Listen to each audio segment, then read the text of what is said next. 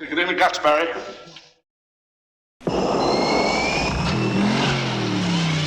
She's the last of the V8. She sucks nitro. 600 horsepower through the wheel. With the blower. With the blower. Oh, she's meanness, but the music and the bitch is gone too late.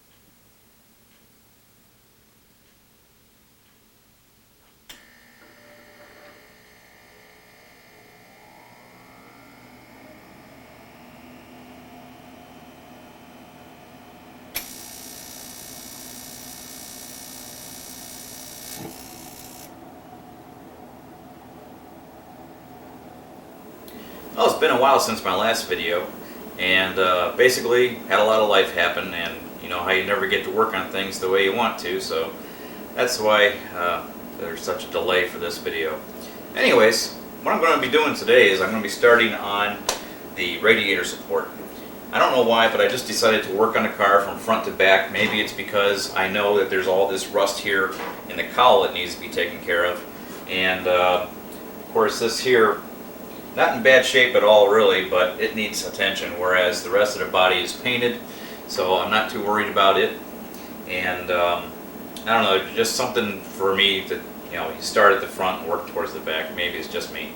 But anyways, as you saw at the very beginning, the introduction of the video, it's winter here, and it's winter again actually, and we had a nice warm spell, but that's what we call our January thaw. And then we go right back into winter again. We have a foot or two of snow again. So anyways, got the heater going, and got the camera set up. Did a little bit more with the lights, trying to get a little better exposure, and going to show you what I'm going to start on first here. When I was disassembling the car, to take the part here on the radiator support that is where the hood secures off of the radiator support, there's a couple of nuts right here for that. The only thing is supposed to be a nut or two down on the bottom as well, but it's been welded to the radiator support, and I'll show you what that looks like. Just like in any Mustang, this is held on with a couple of nuts. You can see this one here and one there, or rather bolts rather, and then down the bottom it's supposed to be held on that way as well, but something has happened at some point, and it just got welded, and that's not looking very good at all. So what I'm going to be doing is I'm going to be taking the screws out, and I'm also going to cut that weld with a die grinder and get that part out of there, so I can then start sanding this whole thing, getting it down to bare metal. This is actually a feature I haven't used on my camera yet. You set it for an interval and it will take 1 second of video every 50 seconds. And unfortunately it doesn't capture enough of the action, so don't know if I'll be using this again. And of course nothing can come out just that easy. Got this end cut off, and taking the two screws out. One side over here has the typical sheet metals nut. It's folded over. The other side had just a loose nut on it with no way to hold the back of it. Nothing can be easy on any car, I'll tell you. But anyways, I can see now down here the reason for them welding this down here. And what I'm just going to do is I'm going to cut this off and weld on a new piece that I'm going to fabricate myself.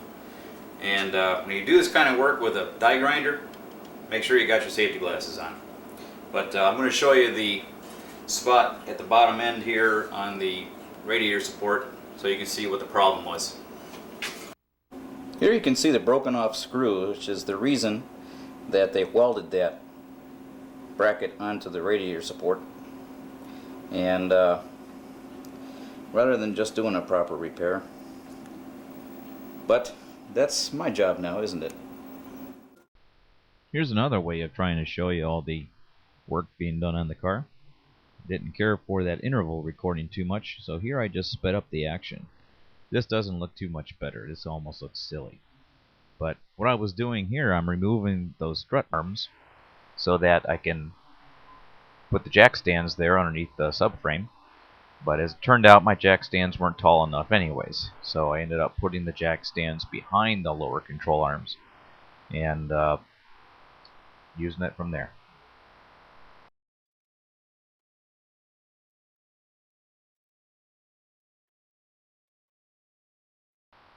Here we are back to the interval recording, and I don't know if you're going to be seeing this in any videos coming.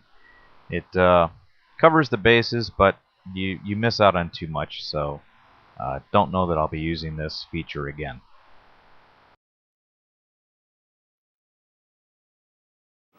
Well, today, or rather tonight, I decided to work on trying to take off the front suspension. I was going to raise the car up and put it on jack stands on the frame. In order to do that, I'm removing the strut rods, as you've been watching. And it's amazing, as enough of you worked on cars, I'm sure you know. One side comes apart, no problem. The other side, symmetrically opposite, man, is it a pain to get it apart sometimes, just for no reason, just to give you a hard time. I had to go out and buy a 1-inch wrench, which I didn't have. I have a 1-inch socket. I was going to work in there, with this being shrouded by the subframe. So, anyways, that's what we're doing tonight. I'm working on getting this thing to where I can put it up on jack stands, and we're going to take this front suspension apart, and everywhere that the front suspension would be bolting up, now I'll be able to clear that, clean that up real nice.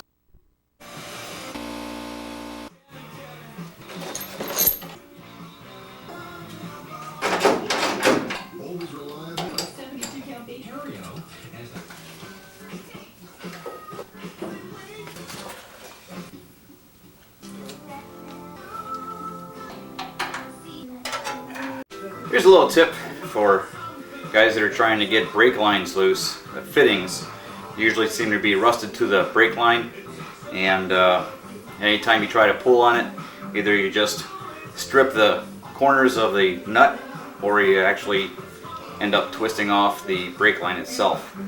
Brake lines on this, fortunately, are not too bad, but still, at first when I started trying to break the brake lines loose, where the hard line goes down to the flexible line by the wheel,